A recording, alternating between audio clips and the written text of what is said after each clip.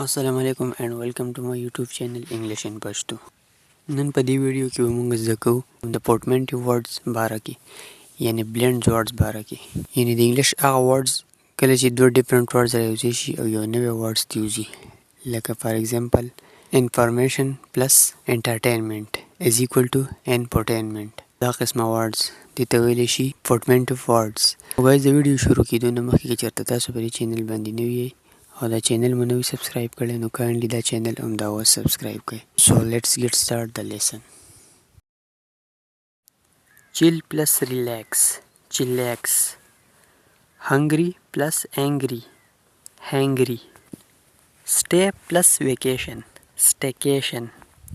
Brother plus romance, bromance. Picture plus element, pixel. Breakfast plus lunch, brunch. Guess plus estimate, guesstimate. Friend plus enemy, frenemy. Romantic plus comedy, rom-com.